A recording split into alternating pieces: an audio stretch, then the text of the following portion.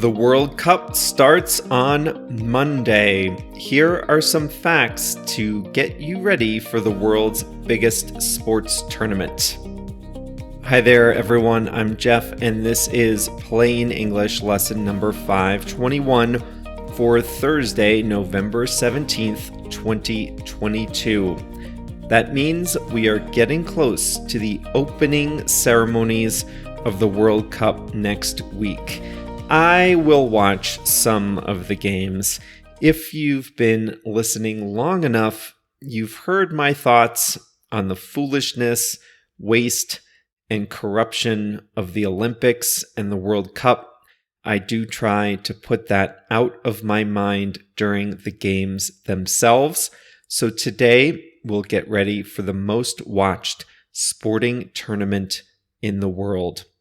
The expression is risk it, and we have a song of the week. JR has uploaded today's full lesson to plainenglish.com/521. Let's get going.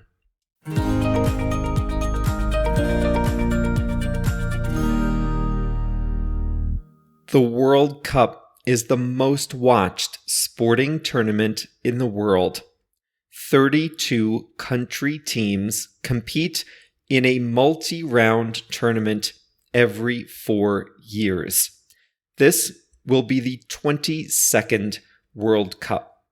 FIFA, the organizing body of soccer, began hosting the World Cup in 1930. The location changes every time. This year's tournament will be in the small, scorching hot Middle Eastern nation of Qatar. And for that reason, this will be the first World Cup held in November, which is winter in the Northern Hemisphere. The tournament has always been held in mid-year around June, but temperatures in Qatar can reach 50 degrees Celsius in June, so tournament organizers moved it to November, when daily high temperatures are closer to 25 or 30 degrees Celsius. With a population of less than 3 million, Qatar is one of the smallest countries to host a World Cup. Recent hosts include Russia, Brazil, South Africa, and Germany, each one many times the size of Qatar. The first tournament was in Uruguay, which, in terms of population, is similar to Qatar today. This World Cup will be spread across only 8 stadiums. There will be 64 games in total, and most tournaments have many more stadiums. Before planning the World Cup, Qatar had a total of 1 stadium suitable for gameplay. It constructed 7 more from scratch. 2 are in Doha, the capital, but the other 6 are within easy commuting distance.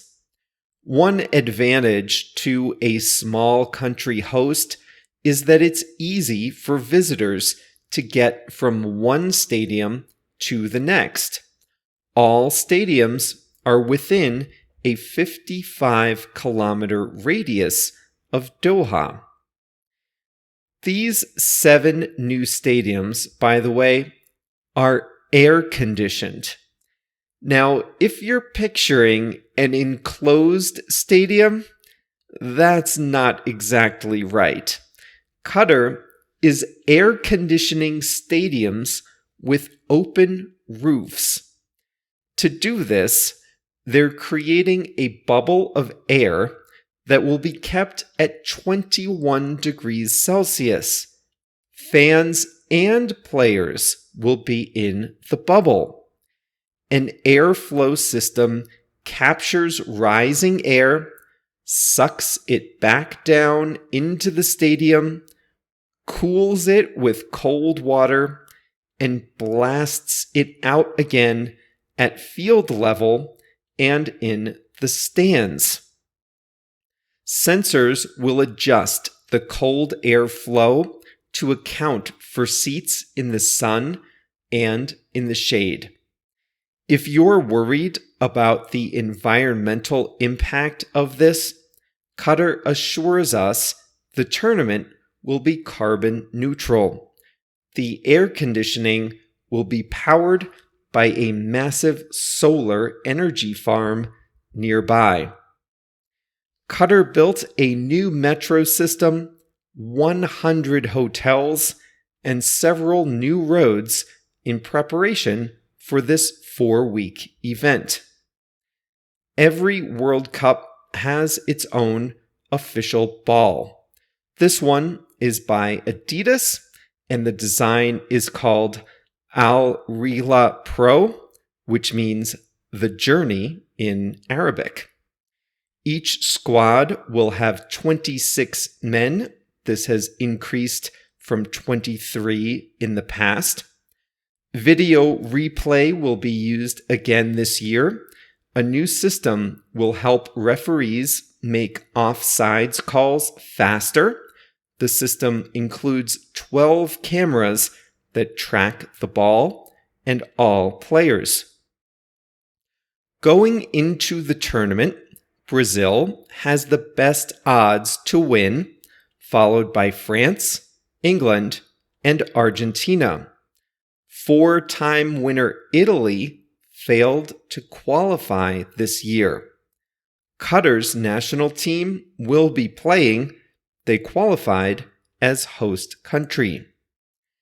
If you're planning your trip to Qatar, there are a few things you might want to know before you get on that flight. Number 1, drinking alcohol is illegal in Qatar. So, obviously, is being drunk. The penalty is a fine of $850 and 6 months in jail. I do not know if Qatari jails are air-conditioned, but I wouldn't count on it.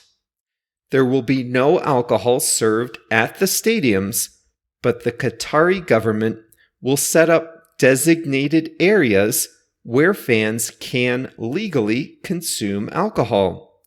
Nothing says a good time like a designated area, right?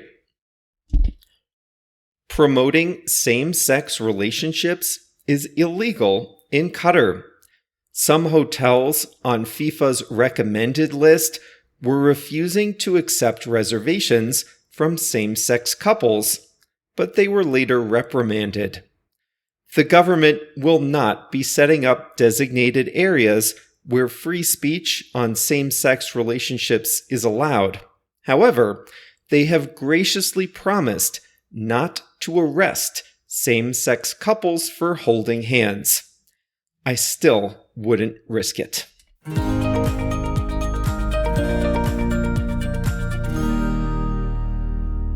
Soccer or football. In the US, we call the game soccer. In Britain, they call it football. And in most of the world, it's some variation on that word, football. However, it's not only America that calls it soccer. And if you want a refresher on that, you can check out lesson 55, plainenglish.com/55. That's where we talked about where people say soccer and where they say football.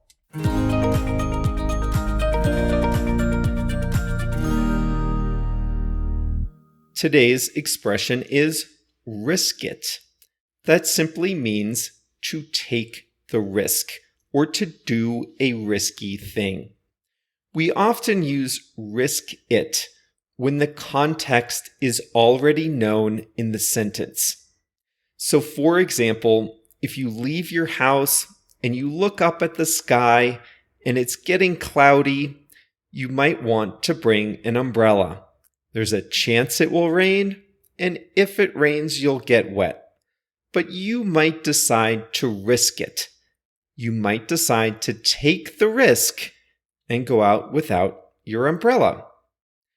Well, I recently moved to Mexico. I spent the first month in a temporary apartment, but I've just moved into my full-time apartment here, and I discovered that internet service providers here are just like they are back home. They give you a nice wide window for installation. So they said from 2 o'clock until 8 o'clock, I have to be home for service. It's about 3 o'clock now, and I'm starving.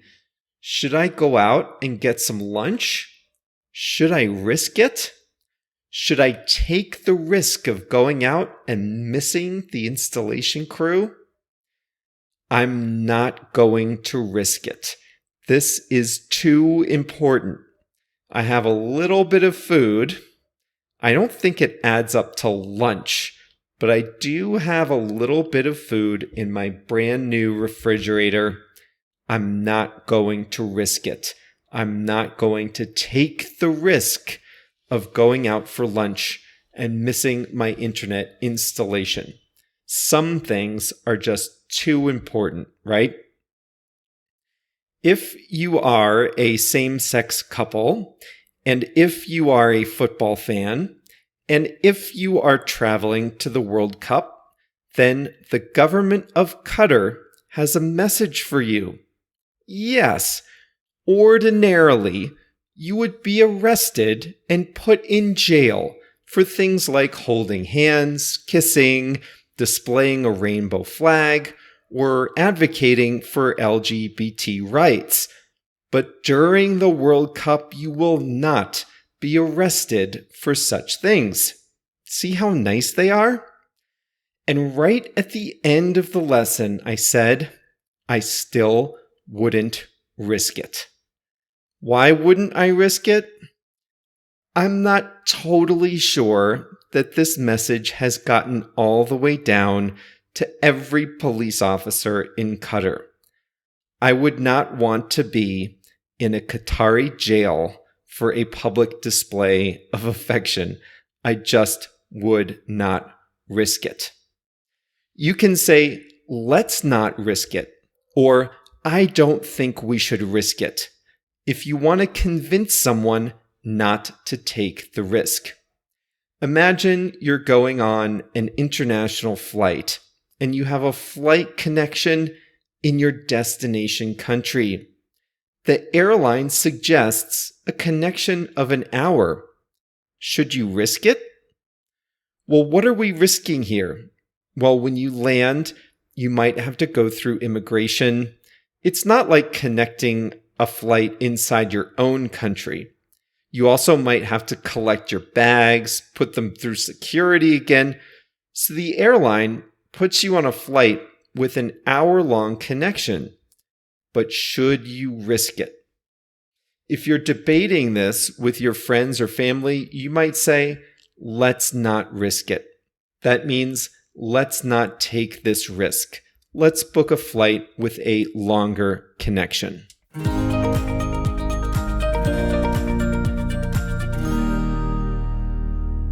Today's song of the week is Leather and Lace by Stevie Nicks with Don Henley. Stevie Nicks was the lead singer of the band Fleetwood Mac, and Don Henley was the lead singer of the Eagles. Anyway, this is a song about a couple that had different styles. One was like leather, the other like lace. Two very different types of materials.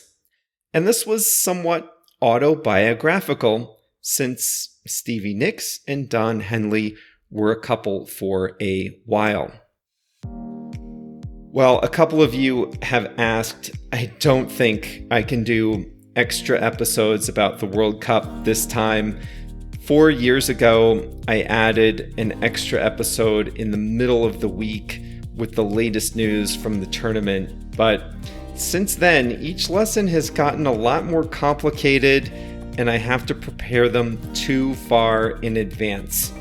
Plus, I also know nothing about soccer, so it's not like they would be easy to write. But maybe in early January, we can revisit the highlights of this year's tournament. Enjoy the games next week. We'll be back on Monday with a new Plain English. See you then.